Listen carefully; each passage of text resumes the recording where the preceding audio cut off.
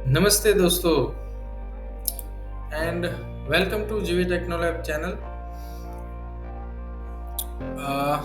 अगर आप web development सीख रहे हैं या फिर आप वेब डेवलपमेंट फील्ड में ऑलरेडी है एंड आपको आपकी स्किल्स इंप्रूव करनी है वेब डेवलपमेंट में, देन आप सही चैनल पे आए हो। इस चैनल में वीडियोस के थ्रू हम आपको ऐसे वीडियोस प्रोवाइड करेंगे जिससे आपकी स्किल डेफिनेटली इंप्रूव होगी।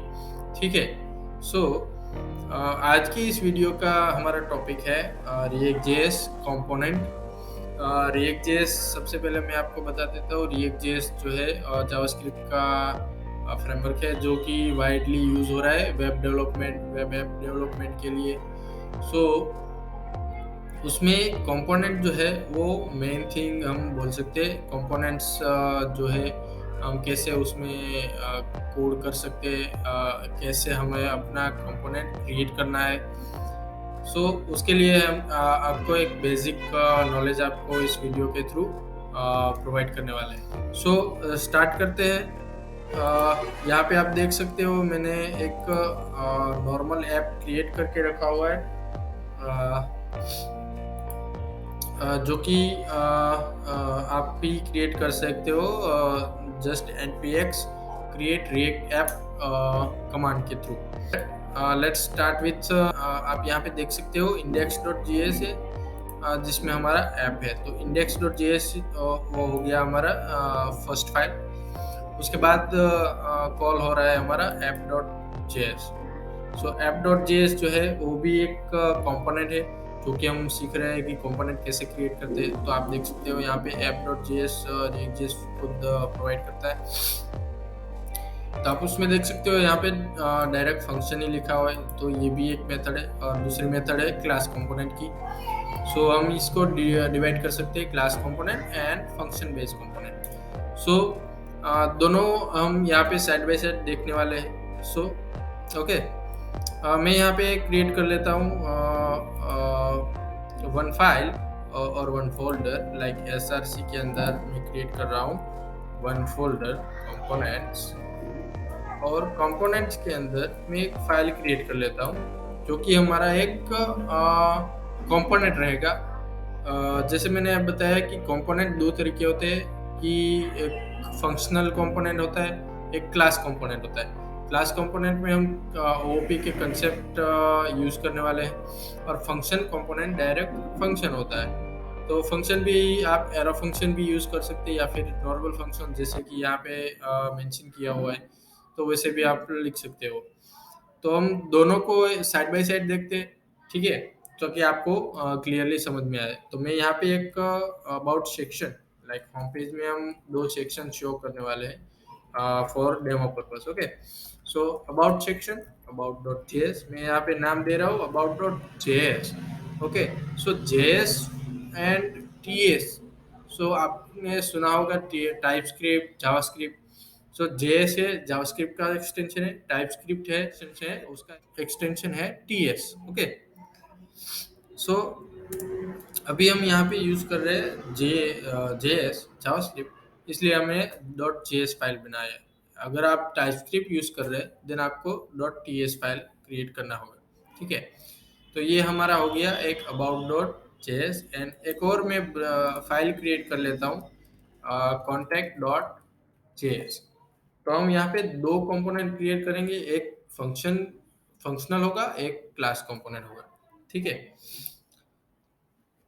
यहाँ पे मैं इसको साइड बाय साइड व्यू में कर लेता हूँ ताकि हम दोनों में एक साथ कोड कर सके और आपको अंडरस्टैंडिंग में इजी रहेगा। और इसके अलावा मैं इसको आप देख सकते हैं यहाँ पे मैंने रन भी किया हुआ है। तो इसको भी मैं साइड बाय साइड ओपन कर लेता हूँ। और यहाँ पे हमारा रहेगा कोड। इसको मैं थोड़ा छोटा कर देता हूँ ताकि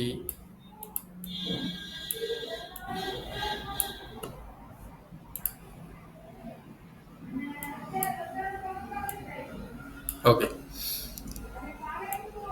तो थोड़ा और कर लेते हैं। ओके, इतना ही हो रहा है, इट्स फाइन। चलेगा। नाउ तो आप ये इनिट ऐप करके देख सकते हो, जो कि हमारा लिखा हुआ है यहाँ पे ऐप डॉट जेएस में। ठीक है, जैसे ही मैं यहाँ पे सेव करूँगा, यहाँ पे हो गया reflect.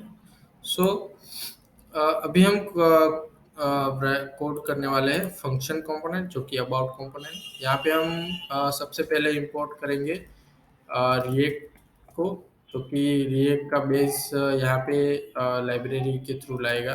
So React from React. Okay, now जैसे कि ये अबाउट जो है वो हम फंक्शन कंपोनेंट फंक्शनल बनाने वाले हैं। तो उसके लिए एक एग्जांपल तो आपने यहाँ पर ही देख लिया, लाइक फंक्शन है, डायरेक्ट फंक्शन क्रिएट किया हुआ है और उसको एक्सपोर्ट डिफॉल्ट किया हुआ है। सेम वे हम यहाँ पे एरो फंक्शन यूज करेंगे। ठीक है, तो एक कॉन्स्ट करके हम वेरिएबल क्रिएट कर रहे हैं, उसका नेम सेम देंगे जो कि हमने फाइल का नेम दिया हुआ है अबाउट, एंड उसको इक्वल टू करके ये हो गया हमारा एरो फंक्शन। ठीक है, और उसमें जो हम रिटर्न करेंगे, रिटर्न में हम करना है अभी के लिए मैं h1 करके हेलो फ्रॉम अबाउट से मैसेज दे देता हूँ, ताकि हमें वो व्यू में दिखे। इसके अलावा हमें इसको एक्सपोर्ट करना होगा, जो कि मेन पार्ट है। एक्सपोर्ट नहीं किया है तो हम उसको डायरेक्टली यूज़ नहीं कर सकते। एक्सपोर्ट डिफ़ॉल्ट करना है, एक्सपोर्ट डिफ़ॉल्ट अबाउट। ओके, सो अभी हम इसको ऐप डॉट जेएस में ऐड करते हैं, लाइक ऐसे। आप देख सकते हो पाथ यहाँ पे कंपोनेंट स्लैश अबाउट है, तो ये हमारा हो गया अबाउट। जैसे मैं इसको सेव करता हूँ तो यहाँ पे हो गया कंपोनेंट्स, उसके अंदर का अबाउट डॉट जेएस फाइल। तो ये हमारा हो गया कंपोनेंट कॉल, और कंपोनेंट में जो भी रहेगा वो हमें यहाँ पे दिखने को मिलेगा। ठीक है, सेम वे हम यहाँ पे कॉन्टेक्ट भी क्रिएट कर लेते हैं। इसमें भी हमें चाहिए होगा रिएक्ट फ्रॉम रिएक्ट। ठीक है, और उसके अलावा हमें बनाना है क्लास कंपोनेंट। क्लास का नेम हम सेम देंगे जो कि हमारा फाइल का नेम है, कॉन्टेक्ट या फिर कंपोनेंट का नेम है। और उसमें हमें एक्सटेंड करना पड़ेगा रिएक्ट का जो कंपोनेंट है वो। तो ये इसके अंदर भी क्लास का स्ट्रक्चर होगा कंपोनेंट्स के अंदर, उसको हम डिराइव कर रहे हैं अपने इस कंपोनेंट में। उसके बाद हमें इनहेरिट कंस्ट्रक्टर कॉल करना पड़ेगा, कंस्ट्रक्टर। तो यहाँ पे हम कंस्ट्रक्टर डिफाइन कर रहे हैं और उसके अंदर टॉप्स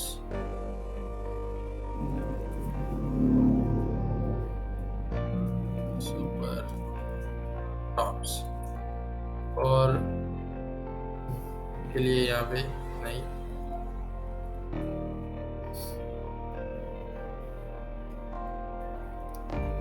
रेंडर मेथड।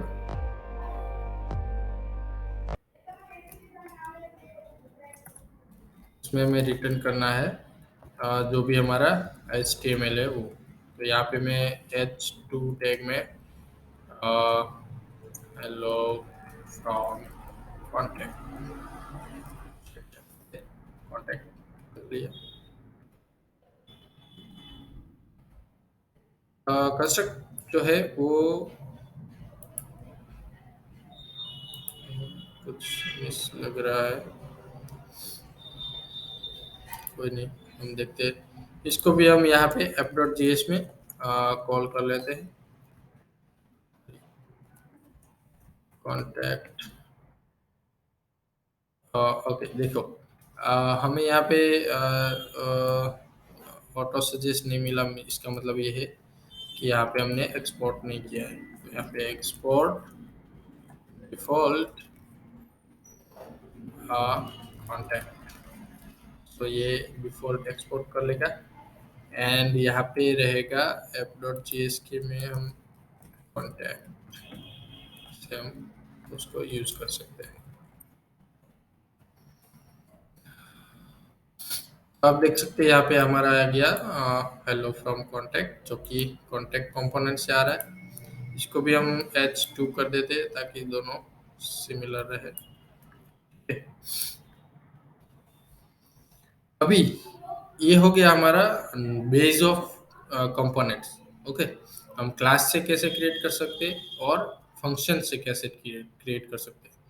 अभी हम इसमें वेरिएबल्स जो कि स्टेट वेरिएबल है वो कैसे यूज कर सकते हैं वो हम देखेंगे।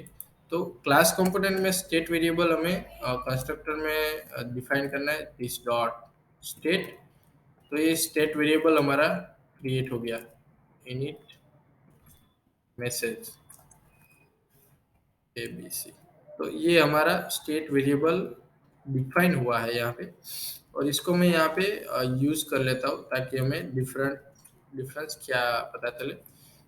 यूज करने के लिए this dot state dot init message. Okay, so यहाँ पे आप देख सकते हो ये यहाँ पे आ गया। मैं यहाँ पे एक स्ट्रिंग भी दे देता हूँ ताकि क्लैरिटी रहे।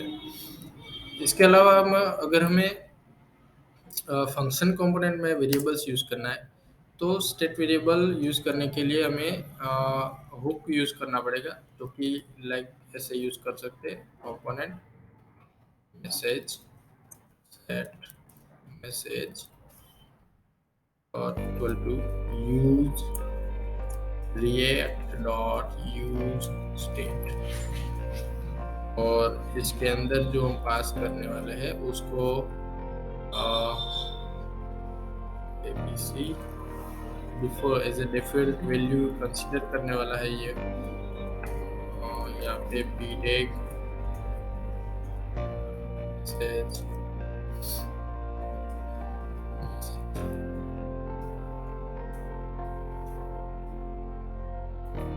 तो आप देख सकते हो यहाँ पे भी ABC हमने डिफॉल्ट मैसेज दिया हुआ है। और यहाँ पर सो इसके सिंटेक्स में क्या है कि ये हमारा एक वेरिएबल हो गया, और इसको वेरिएबल में वैल्यू सेट करने के लिए सेट मैसेज फंक्शन हो गया। तो जो कि रिटर्न हो रहा है यूज स्टेट हुक से, जो कि रिएक्ट का है। तो ऐसे हम इसको यूज कर सकते हैं। अभी आपको क्वेश्चन होगा कि क्यों भाई ऐसे वेरिएबल क्रिएट करना है, तो वेरिएबल जावास्क्रिप्ट में तो ऐसे नॉर्मल भी क्रिएट कर सकते हैं, राइट। कॉन्स्ट करके ABC इक्वल टू ABC, या फिर कॉन्स्ट मैसेज करके इक्वल टू दे सकते हैं वैल्यू।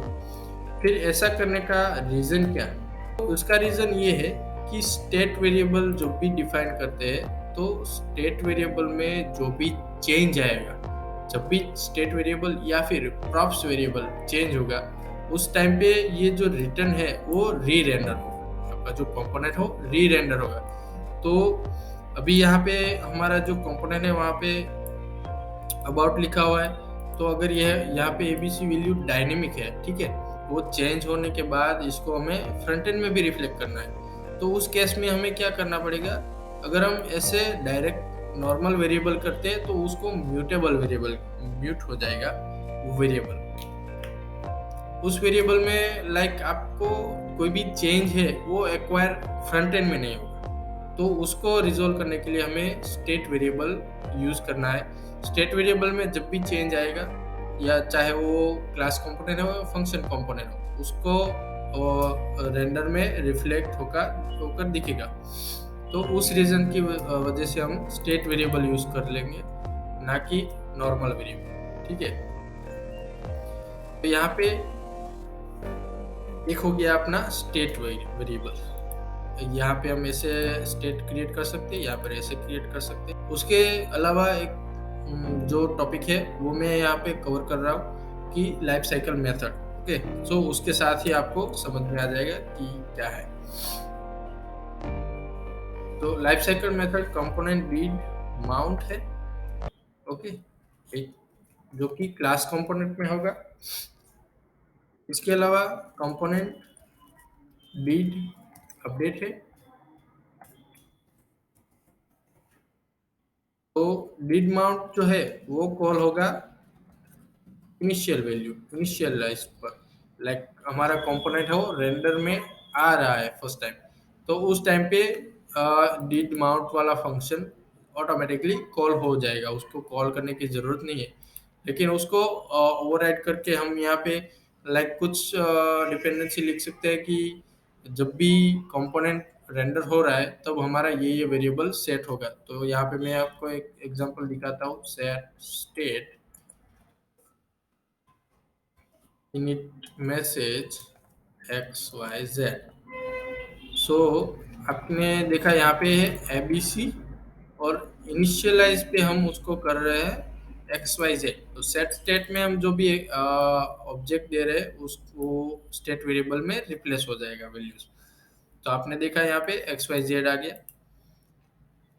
इसके अलावा कंपोनेंट डीड अपडेट, जो डीड अपडेट का मीन्स है कि जब भी कंपोनेंट अपडेट हो रहा है कोई भी स्टेट वेरिएबल या फिर कोई भी प्रॉप्स वेरिएबल के थ्रू कंपोनेंट अपडेट हो रहा है, तो उस टाइम पे ये फंक्शन हमारा कॉल बैक कॉल होगा कि ऑन अपडेट स्टेट और प्रॉप्स। तो उस टाइम पे कोई भी हमें ऑपरेशन करना है तो हमें इसमें करना है। उसके अलावा तीसरा एक मेथड है जो कि मोस्टली यूज में आ रहा है, कंपोनेंट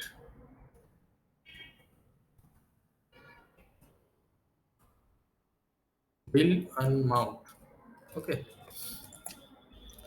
सो ये कब होगा? On exit.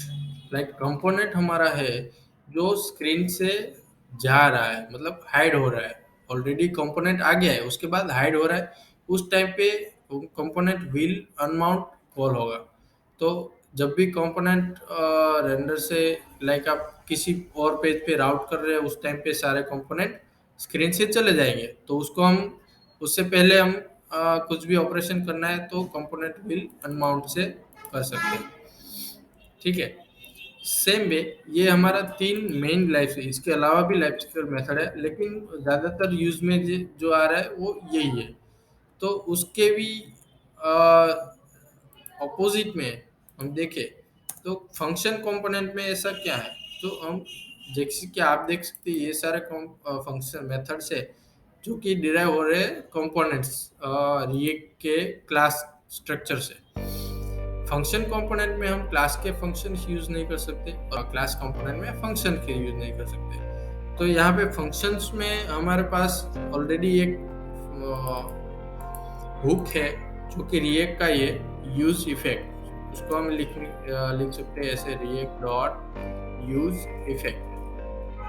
ठीक है, और उसमें हमें पास करना है एक फंक्शन।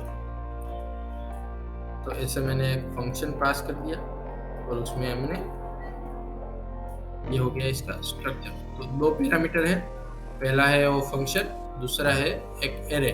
एरे में डिपेंडेंसी, ये जो एरे है उसको हम डिपेंडेंसी एरे बोल सकते हैं क्योंकि ये जो यूज इफेक्ट है वो इन तीनों फंक्शन का काम करने वाला है। लाइक जब भी यूजर इस कंपोनेंट उस पेज पे आता है और कंपोनेंट हमारा स्क्रीन पे रेंडर हो रहा है उस टाइम पे भी ये यूज इफेक्ट कॉल होगा। इसके अलावा अगर हमने यहाँ पे डिपेंडेंसी में कुछ भी डाला है, लाइक मैं डाल रहा हूँ प्रॉप्स डॉट नेम, तो प्रॉप्स जो है प्रॉप्स डॉट नेम में जब भी चेंज आएगा, ये जो एक वेरिएबल है उसके नेम पर चेंज आएगा उस टाइम पे ये यूज इफेक्ट कॉल होगा। ठीक है, अभी ऑन एग्जिट, तो एग्जिट का काम भी ये एक ही कर लेता है फंक्शन कंपोनेंट में। हमें यहाँ पे पास करना है simply return function. Return function में हमें ऑन एग्जिट का कोड करना है, लाइक कंपोनेंट जब स्क्रीन से बाहर जा रहा है तब हमें क्या ऑपरेशन परफॉर्म करना है। तो ये इनिट एंड अपडेट, यहाँ पे जो भी लिखा होगा वो कंपोनेंट जब भी आ रहा है तब, एंड अपडेट कोई भी डिपेंडेंसी अपडेट हो रहे हैं तब ये कोड रन होगा। इसके अलावा रिटर्न में जो हम फंक्शन कर रहे हैं वो कंपोनेंट जब भी स्क्रीन से बाहर जा रहे हैं तब वो अपडेट होगा। तो यहाँ पे हम इसको सेट मैसेज करते हैं। सेट मैसेज में हम PQR, ओके। तो आप देख सकते हो यहाँ पे इनिशियल हमारा वैल्यू जो है ABC है, जो कि यहाँ पर है। और हमने यहाँ पे यूज इफेक्ट में चेंज किया PQR पे, ठीक है।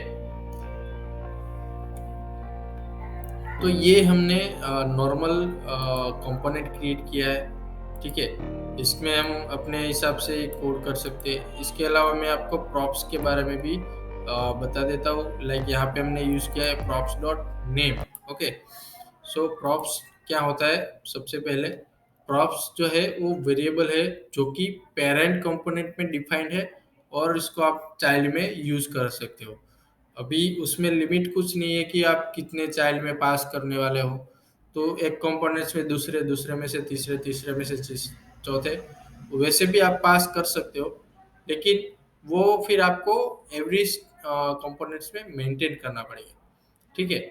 लेकिन अगर आपका एक कॉमन कंपोनेंट है जिसमें आपने कॉमन स्ट्रक्चर क्रिएट किया हुआ है और अलग अलग वैल्यूज के बेस पर उसको शो कर रहे हो, देन आप यहाँ पे उसको प्रेजेंट कर सकते हो। लाइक देखो, मैं यहाँ पे आपको एज ए एग्जांपल दिखाता हूँ। नेम इक्वल टू ABC, तो ये हमारा एक हो गया।